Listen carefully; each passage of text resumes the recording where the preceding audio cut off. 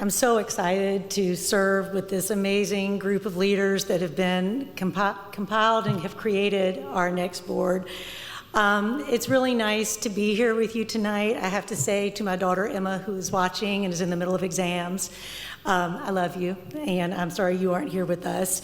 And so grateful for so much of my family, on both sides of my amazing family, that are sitting there. And I have to say, because I have to get this out of the way really quickly, and it was so beautiful, happy to listen to you sing the May the Words, but in Pine Bluff, Arkansas, where I am from, in my tiny congregation, I was that choir, and I have purposefully put my big sister to my far left, because her job during my singing of May the Words of my heart was to make me laugh so that I would get in trouble with Mr. Howard, our sort of cantor, choir director, and my father. And so I see you, it's not gonna work this time. I'm not going to lose it while I'm sitting up here writing the speech. And I texted Micah, I write a lot of speeches for my work. They're pretty easy. This one took a lot of time, and I sent him a note saying, how do you do it? That's a lot, that's hard. So thank you so much. And for those of you, I want to welcome you all. It is so wonderful to hear you singing and to be amongst you. To those of you who are watching virtually, we miss you, and we hope you will come inside. The hugs that are going around here, it's special, and it's time to come home. So thank you, come home.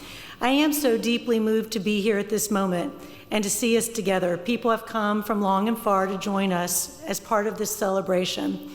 Journey is at the heart of this message, what it means to arrive in this place at this moment. Exodus, our very Passover story, speaks to the nature of the journey, the nature of the Jewish people who as a tribe have found themselves displaced and having to build and rebuild again. As a former English teacher, I emphasize to my students that geography matters. It defines who we are and how we choose to define the places and the spaces in which we live.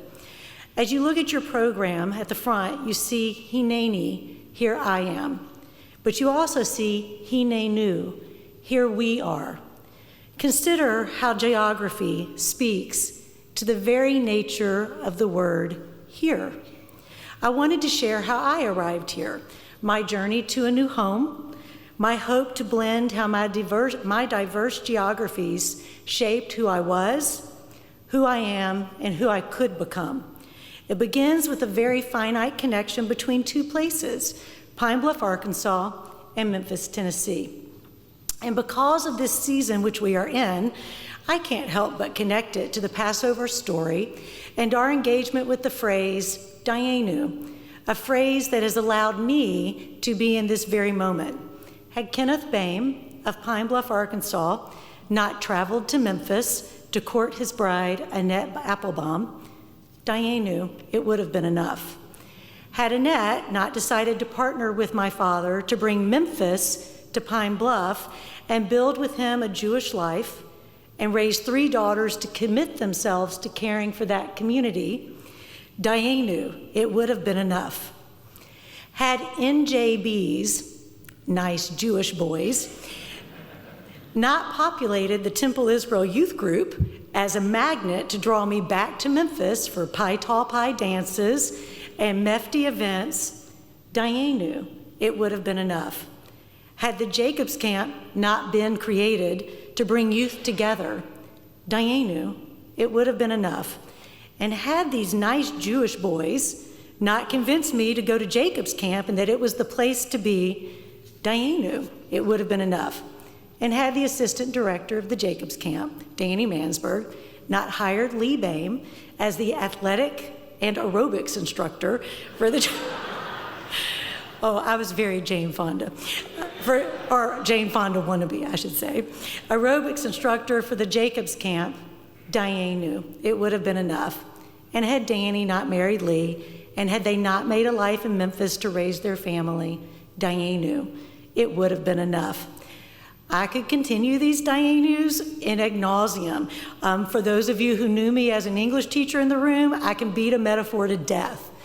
But the message is clear. Our existence for us all to be here in this moment requires a lot of fragile connections that must be carefully tended. Geography matters to me, and it brought me to this moment. My homes in Pine Bluff, in Utica, at the Jacobs Camp, and in Memphis, it took all of these locales and the leaders and visionaries who cared for them to bring me here right now.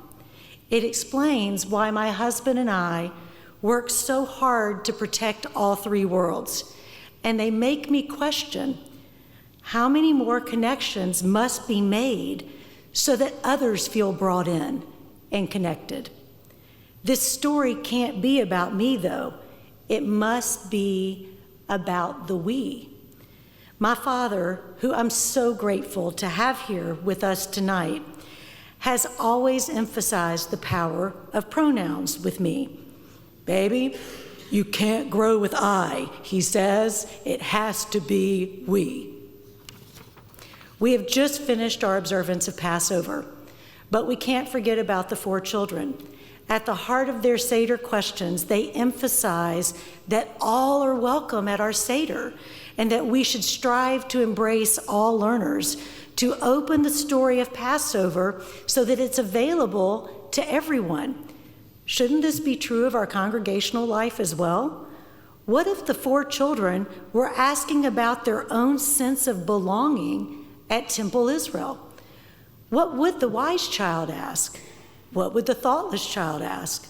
What would the simple child ask? What would the child too afraid to inquire ask?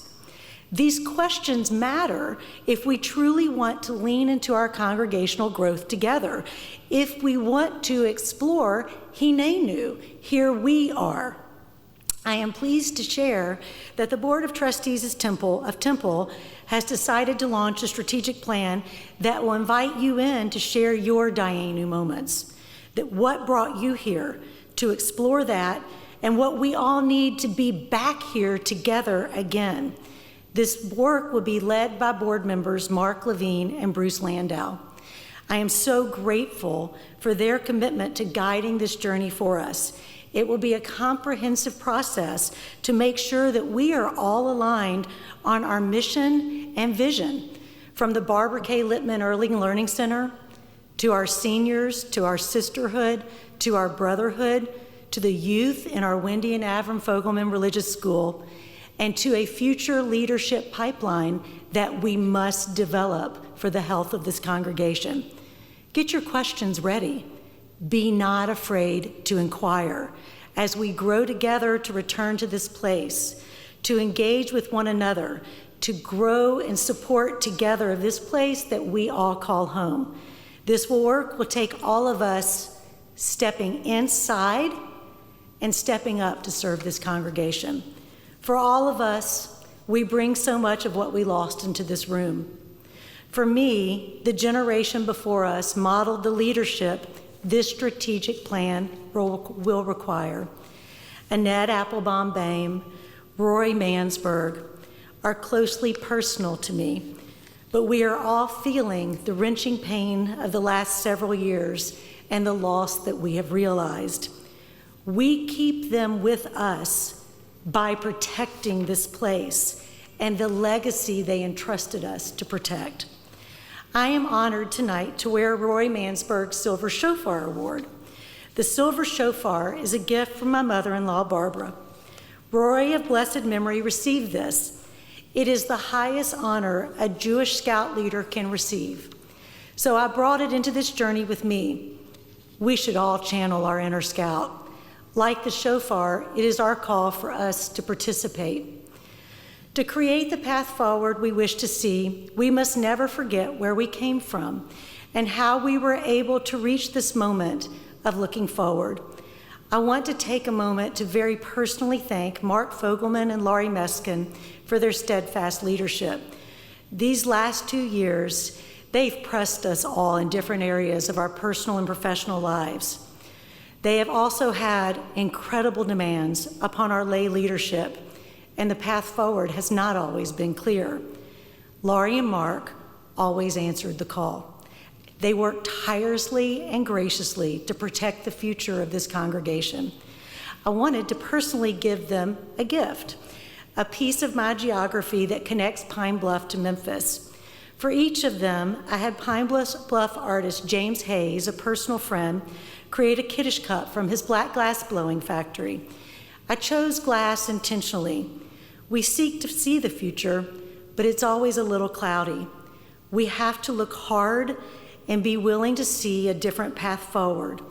And we must always remember the fragility of this work. Please accept this with my gratitude for your support. Laurie, this is for you.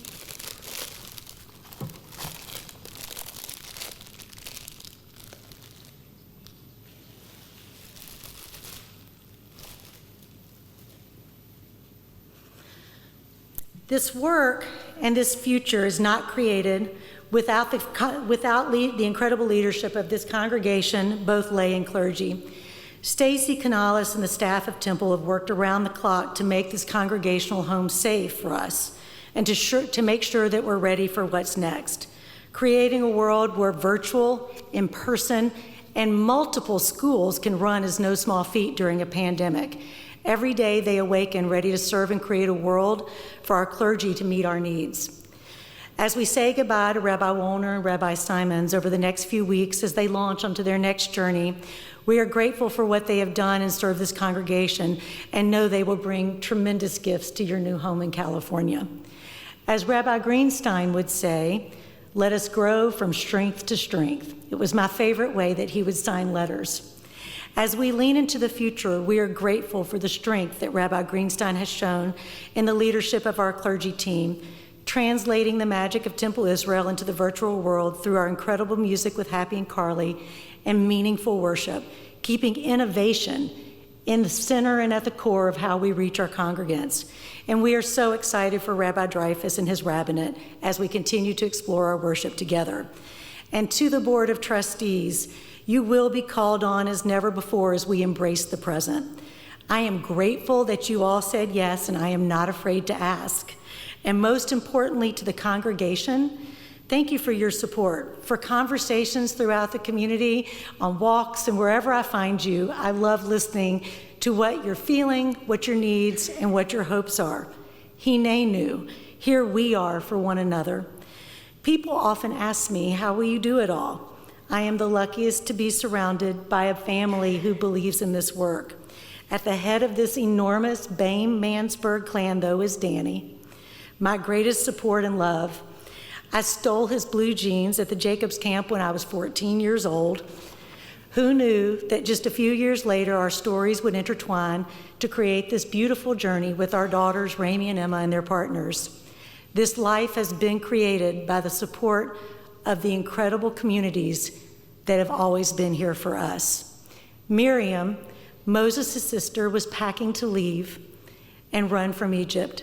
She thought to pack her timbrels, her tambourines. She asked herself the question, what do we really need to survive? We needed something to help us celebrate. We needed hope. I'd like us all to channel our inner Miriam as we build our futures together, one of hope and celebration and togetherness. I am so honored to serve as your 53rd president and getting to listen to you all. Shabbat Shalom.